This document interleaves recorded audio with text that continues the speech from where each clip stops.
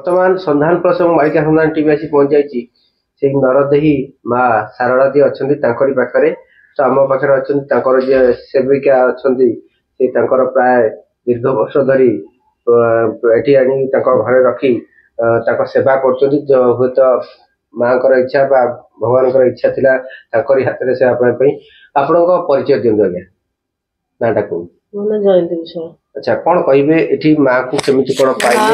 କିଛି କହିପାରିନି, ତାଙ୍କ ବିଷୟରେ କିଛି କହିପାରିନି। ସନ୍ଧାନ ପ୍ରସଙ୍ଗ ମାଳିକା ସନ୍ଧାନ ଟିମ୍ ଆସିଥିଲା, ଆମେ ଏଠି କହିଥିଲୁ, ଆପଣ ମତେ କହିଥିଲେ ଯେ ପାରାଦୀପର ସେ ଯୋଉ ଜାଗାରେ ଗୋଟେ ଜାଗାରେ ପାଇଥିଲେ, ସେଠି ଆଉଥରେ କୁହନ୍ତୁ। ନାଇଁ, ସେ ତ ବସିଥିଲେ ପାରାଦୀପ ବସଷ୍ଟାଣ୍ଡରେ। ଆଉ କେତେ ବର୍ଷ ତଳର କଥା ଏଇଟା? ଏଟା 25 ବର୍ଷ ହେଇଗଲା, 24 ବର୍ଷ। ବାତ୍ୟା ହେଇନଥିଲା, ବାତ୍ୟା ପୂର୍ବରୁ 6 ମାସ। ଆପଣ ସେଠି ଯାଇଥିଲେ? ଆମେ ସେଠି ଚାକିରି କରିଥିଲେ ବାବୁ, ଆମେ ସେଠି ଥିଲୁ ଆଉ। ଆଚ୍ଛା, ସେଠୁ ସେ ଆସିଥିଲା ଆମ ଘରକୁ। ଆପଣ ସେଠି ଗଲାବେଳେ ସେଠି ଦେଖିଲେ ମାକୁ?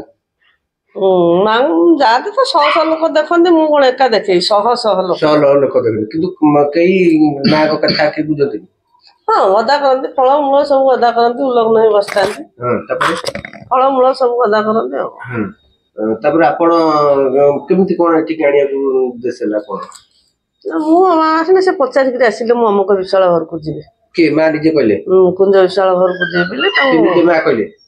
ସେ ତାଙ୍କୁ ଗୋଟେ ରିକ୍ସା ବାଲା ଖୋଜି ଖୋଜି 2-3 ଦିନ ଭିତରେ ଛାଡିଦେଲେ। ଆଚ୍ଛା, ଆମେ ଆଉ ଗୋଟେ କଥା ଶୁଣୁଥିଲୁ, ସେ ଯୋଉ ନାଳି ଯୋଉ ଡ୍ରେନ ରେ କଣ ରଖିଥିଲେ ଶିବ? ସେଟା ଆସିବେ ଆଉ, ସେଟା କହିହବନି। ନାଇଁ, ମୁଁ କହିଥିଲି ଆଶ୍ରମ ପାଠିକୁ ନହେବ।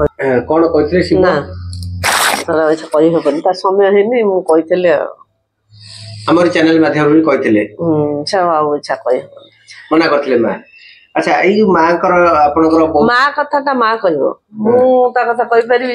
ମୁଁ କିଛି ଜାଣିନି, ମୁଁ ତା ଝାଡା ପରିସ୍ରା କାଢିବା ଲୋକ, ମୁଁ ତା ଝାଡା ପରିସ୍ରା ହିଁ କାଢିବି, ତା ଭିତରେ ମୁଁ ଆଉ କିଛି କହିପାରିବିନି। ଆଚ୍ଛା, ଆପଣଙ୍କର ଆମର ଜାଣିଥିବ ଆପଣଙ୍କର ଅନେକ ଜାଗାରେ ମଧ୍ୟ ଅଛି ଆଶ୍ରମ ଅଛି, କୋଉ କୋଉ ଜାଗା ଟିକେ ଅଛି କୁହନ୍ତୁ, କଣ କଣ ନିରାକାର କରୁଛନ୍ତି? ପଟାମୁଣ୍ଡରେ ଅଛି, ପତରପୁରରେ ଅଛି, ଅଟିବଟିରେ ଅଛି, ଆଉ ଏଠି କୁଜଙ୍ଗ ବଳରାମପୁର ଗୋଟେ ଆଶ୍ରମ ଅଛି, ଆଉ ମଙ୍ଗରାଜପୁରରେ ଅଛି ଯଜ୍ଞପୀଠ ଗୋଟେ ଆଶ୍ରମ ଅଛି। ଆଶ୍ରମ ହେଇନି, ଯଜ୍ଞପୀଠ ଚାଲିଛି ଆଉ ମଙ୍ଗରାଜପୁର।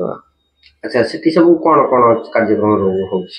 ସେଠି ମନ୍ଦିର ଦୋଳ ଦଶମୀ କି ଯଜ୍ଞ ବିରାଟ ଆକାରରେ ବଡ ଯଜ୍ଞ ହୁଏ। ବଡ ଯଜ୍ଞ ତାକୁ ଗଭର୍ଣ୍ଣମେଣ୍ଟ ଆସିକିରି ସେ ଯାଏ ସେଠି 7 ଦିନ ରହେ ଆଉ। କିଏ ଯାଏ? ମା ଯାଏ? ମା ଯେତେ ଯାଇ ସେଇଠୁ ପ୍ରଥମ ଛକରୁ ଉଠିକି ଯାଇ ସେଇଠି ଥିଲା ନା। କୋଉ ଜାଗାରେ? ମଙ୍ଗରାଜପୁର, ବଟରା ମଙ୍ଗରାଜପୁର। ଆଚ୍ଛା, ତାପରେ ସେ ସେଇଠି ତାର ବଡ ଯଜ୍ଞଟା ହୁଏ, ଦୋଳ ଦଶମୀରୁ 5 ଦିନ। ସେଠି 7 ଦିନ ଯାହା ବି ହେଲେ ଯିବେ? ଯାହା ବି ହେଲେ ସେ ଯାଇକି ସେଇଠି ରହିବ, ସେଇ ଦଣ୍ଡାଧିରେ ରହିବ, ଯଜ୍ଞ ଦଣ୍ଡାଧିରେ। ଆଚ୍ଛା, ଏ ବର୍ଷ ବି ଯାଇଥିଲେ? ଆସୁଛି ଯୋଉ ସେଟା ଦୋଳ ପୂର୍ଣ୍ଣିମାକୁ ଯିବେ, ଦଶମୀ।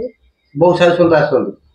ଆସୁଛନ୍ତି, ଯାହା ଭକ୍ତ ସେମିତି ଆସୁଛନ୍ତି। ଦିନ ରାତି 24 ଘଣ୍ଟା ଏ ଯୋଉ ନାମ କୀର୍ତ୍ତନ ଚାଲୁଛି, ଅନ୍ନଦାନ ଚାଲିଛି ଆଉ। ଆଚ୍ଛା, ଇଏ କଣ କେବେ ମା ତ ଏମିତି ରହୁଛନ୍ତି, କିଛି କହୁନାହାନ୍ତି ଆପଣଙ୍କୁ? ମୁଁ ପଚାରିବି, ସେ ତାଙ୍କୁ ବସିଛନ୍ତି, ତାଙ୍କ ଇଚ୍ଛା ଯେତେବେଳେ ହବ କହିବ। ତା ଇଚ୍ଛା ଉପରେ କଣ ଆମେ ଇଚ୍ଛା? ତା ଇଚ୍ଛା ଯାହା ଯେତେବେଳେ ହବ ସେ କରିବା କଥା କରିବ, କହିବା କଥା କହିବ, ନହେଲେ ନାହିଁ। ତା ବିଷୟରେ ଆମେ କହିବାକୁ କିଏ? କିଛି ସୂଚନା ଦଉଥିବେ? ସିଏ ସିଙ୍ଗଲାରେ ଦେଲେ ତାର କହିହବନି, ସିଏ ତାର କହିବନି ଛା। ଏଠି ସେ ଜାଗା, ସେ ମା ଜୁଲିର ସୁନା ଦୋକାନୀ ସୂର୍ଯ୍ୟ, ସିଏ ଜାଗା ବାଡି ଦେଇ ଭଲ ମନ୍ଦ ସେଇ ବୁଝାବୁଝି କରୁଛି ନା ଆଉ। ସେ ଘରଦ୍ୱାର କରିଦେଇଛି, ସେଇ ଭଲ ମନ୍ଦ ସବୁ ବୁଝାବୁଝି ମାଙ୍କ ପାଇଁ। ହଁ, ଏ ଜାଗା ଗାଡି କିଣି ଘରଦ୍ୱାର କରିଦେଇ ସକାଳୁ ସଞ୍ଜ ବୁଡେ ସେ ଆସେ, ସବୁ ଭଲ ମନ୍ଦ ସେଇ ଦାୟିତ୍ୱ ନେଇ ବୁଝୁଛି। ମୁଁ ଗାଁରୁ ଆସିକିରି ଏଠି ରହିଲେଣି 3-4 ବର୍ଷ ହେଲା ନା, ସେ ବୁଝୁଛି ନା ସେବା କରିବା ପାଇଁ। ମୁଁ ସିଆଡେ ଥିଲା, ସେଠି ସେବା ତ 25 ବର୍ଷ ହେଲା ହଉଛି। ଆଜି କଣ 25 ବର୍ଷ ହେଇଗଲାଣି, ଆଜି 25 ବର୍ଷ ହେଇଗଲାଣି। ଆଚ୍ଛା, ମାଙ୍କର କେବେ ପରିପ୍ରକାଶ ହବ? ମୁଁ କହିପାରିବିନି ସେ କଥା, ମା ଜାଣିଥିବେ। ଦେଖେଇବି ଟିକେ माकर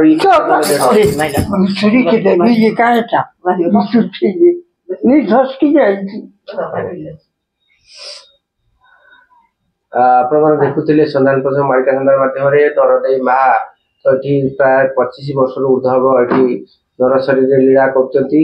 ତାଙ୍କର ପୂର୍ବରୁ ସେଇ ଯୋଉ ପାରାଦୀପରେ ରହୁଥିଲେ ଗୋଟେ ଗଛ ମୂଳେ ତ ଖରା ବର୍ଷା ଶୀତ କାକରରେ ସେମିତି ବସିଥାନ୍ତି।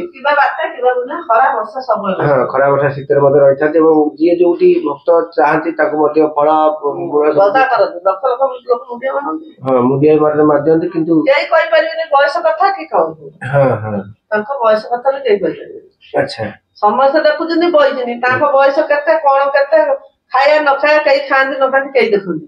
ଗଦା ହେଇଥିବ ଫଳମୂଳ ସବୁ ଗଦା ହେଇଥିବ କେହି ଦେଖିପାରିବେନି ଖାଇବା। ଆମେ ପରବର୍ତ୍ତୀ ଏପିସୋଡ ଦେଖିଥିଲୁ ସେ ଯୋଉ ଏଠି ଶିବଲିଙ୍ଗ ରଖିଥିଲେ ସେଠୁ ଆସିଥିଲା। ଏଠି ମଧ୍ୟ ଯଜ୍ଞ ଆମର ହଉଥିଲା ଏଇଠି ଏଇ ଜାଗାରେ ବି ଘରେ ବି ଯଜ୍ଞ ହଉଛି। ଯଜ୍ଞ କୁଣ୍ଡଟି ବି ଅଛି। କରୋନା ସମୟରେ ବି ହେଇଥିଲା। ହଁ, ଦୁର୍ଗା ପୂଜା କାଳୀ ପୂଜା ମଧ୍ୟ ଏଠି ଚାଲିଛି। ତ ପରିପ୍ରକାଶ ସମୟ ତଥାପି ଆଉ କେତେ ଦିନ ମା ରହିଲା?